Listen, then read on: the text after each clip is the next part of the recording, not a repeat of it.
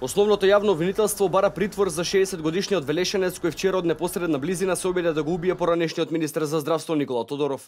Обвинителството го товари Лјупчо Стојановски, дедото на малата Тамара од Велес, за две дела: обид за убиство и за недозволено држење оружје.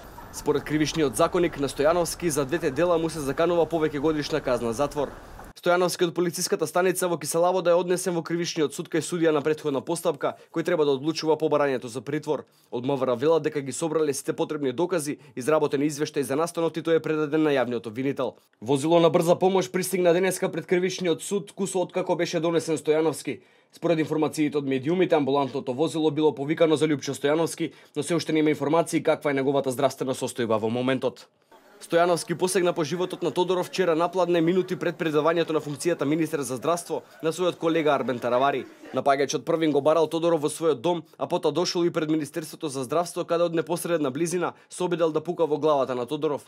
Присебноста на поранешниот министер му го спасила животот, а напаѓачот веднаш потоа бил совладан од обезбедувањето и приведен во полициската станица во Киселавода.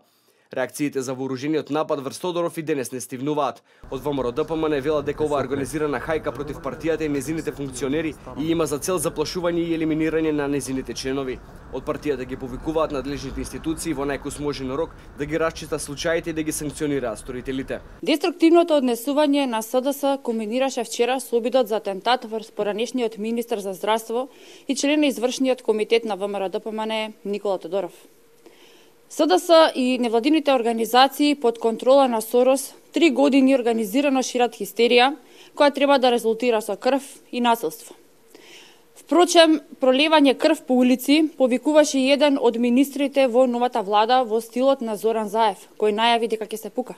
ВМРО ДПМН апелира јавното обвинителство да не подклекнува на притисоците и да се додржи до законот и професионалното и непристрасно постапување. Остра осуда за инцидентот денеска стигна и од партијата Гром на Стефчо Јакимовски. Според нас, ова насилство во голема мера е дозирано и предизвикано од страна на 3-годишната бескруполозна црна кампања, која што се водеше против поединци во зависност од времето и актуелните теми. И подсетувам, се водеше цели 3 години.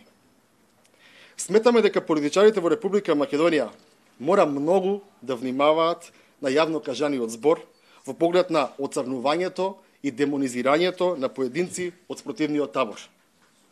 Бараме истрагата да утврди со кои двајца помошници е сторен овој грозоморен чин врз довчерашниот потпредседател на владата на Република Македонија и поранешен министер за здравство. Тодоров се уште јавно се нема произнесено за настанот. Првата фотографија од него по обидот за атентат јавноста ја виде синоќа од средбата на Тодоров со лидерот на ВМРО ДПМН Никола Груевски.